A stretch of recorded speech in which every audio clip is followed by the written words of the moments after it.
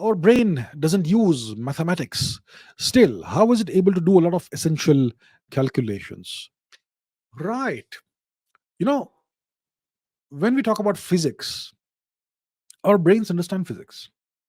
You know, you can solve Newton's equations of motion for projectile motion. You throw a projectile, you can derive the equation for the projectile motion. It will go in a parabolic path, and it will reach a certain maximum height, and then it will once again fall at a certain distance from which you threw it, depending on the angle and the speed of the thing and the mass of the object. You can calculate all of this using Newton's equations, and derive the equations for parabolic motion, and you can solve that for the size of your projectile, the speed at which you throw it, the angle at which you throw, relative to earth's surface, etc. So you can do it like that. But when you play a game, when you play, let's say, whatever, cricket, whatever, you throw a ball, you don't have to do any calculations. You just intuitively know how high the ball will go and how at what where it's going to touch the ground, and you can catch it before it does that, right? So you just know it intuitively. What about, okay, so we know that intuitively because we've got massive brains compared to other animals. What about dogs? You take a ball, you throw it, your dog is gonna go after the ball, is gonna know exactly where the ball is gonna touch the ground, is gonna jump, leap up in the air, and catch the ball midair before it touches the ground. How does a dog know this physics? Did the dog solve Newton's equations of motion, or parabolic, projectile motion? How did the dog know this? And when we walk on 2 feet, we know exactly what the balance of all the forces is. We are being acted upon by multiple forces at any given point in time. The force of gravity, and whatever other, wind, and atmospheric pressure, and so much more. And we are walking, which is an unstable movement, but we are able to balance it in real time without even thinking about it. And the same goes for other animals. How do we do it? We are performing calculations in real time. Are we, or are we not? What is the deal? So there's clearly a tremendous amount of understanding that the brain has. So how does it happen is the question. So look, when it comes to the human brain, we have about, what's the number? How many neurons? Between 80 and 90 billion neurons. Okay, we have between 80 and 90 billion neurons. That is one with nine zeros after it, and you multiply that by 80 or 90. That's the number of neurons you have in the brain. And these neurons are all interconnected. They communicate through synapses. And each individual neuron can form thousands, tens of thousands of synaptic connections. And this creates an incredibly complicated, incredibly vast and complex network of neurons. And these neurons, they communicate with each other via electrical impulses and chemical signals, neurotransmitters, all that.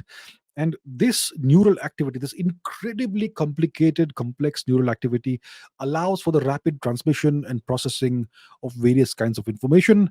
So that is one way the brain works. That is kind of the way the brain works. And the brain, it doesn't it processes information in parallel. It doesn't do it sequentially. When you have a computer program, a standard computer program, it runs sequentially, but in a standard regular computer.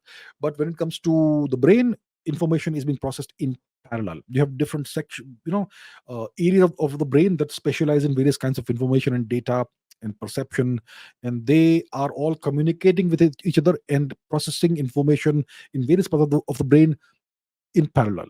So multiple processes happen inside the brain simultaneously.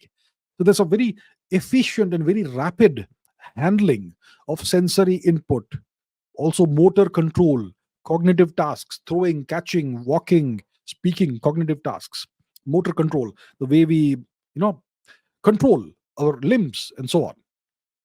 And then the brain, it excels at recognizing patterns. It can recognize shapes, it can recognize faces, it can recognize sounds, it can recognize various other stimuli by comparing the incoming sensory data. Okay, the sound, the shape, the face, it can compare that incoming data with stored representations of data, memories. So memories are complex packets of data, you could say, that are stored in the brain. And then the brain has an ability to reorganize itself. It's called neuroplasticity. It reorganizes itself simply by forming new neural connections.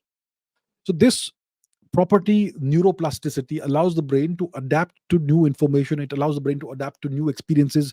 It can even allow the brain to recover from injuries and give you a reasonably similar lifestyle before and after, let's say, some kind of injury on the brain, right?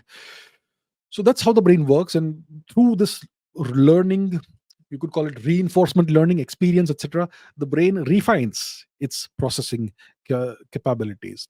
And reinforcement learning it involves practice, repetition, and these activities, they strengthen the various pathways in the brain, neural pathways, which makes the execution of various kinds of tasks more efficient over time.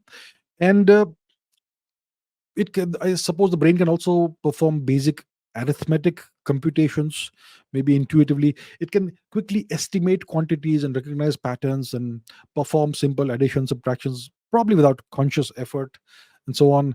And then the brain is for more complex problems and operations, the brain is very much capable of logical reasoning. It's obviously this memory retrieval, this approximation. When you see a mountain compared to a stone, you immediately know that the mountain is way more massive than a stone. So all of that logical reasoning, approximation is there. And the brain breaks down complex problems into manageable parts and uses the strategies it has learned over time to find solutions. And this happens mostly subconsciously. It is said that only 1% of the mind, it is said, I don't know how accurate that is, but roughly 1% of the mind is conscious, 99% is subconscious. So the subconscious is where all the processing happens without us knowing about it, and so on. So that's kind of how the brain operates. It doesn't use mathematics. It may use uh, you know but it's still able to do all these essential and very complicated calculations in real time without us even knowing that all of this is happening. We don't realize it. We don't cognitively sense the calculations and all pattern recognition, all that happening. It just happens. So our conscious mind is unaware of the subconscious processing that's happening. And that's the way the brain is organized, and that's how it functions. And we know actually next to nothing about how the brain really functions. But yeah, over time we understand more, I guess.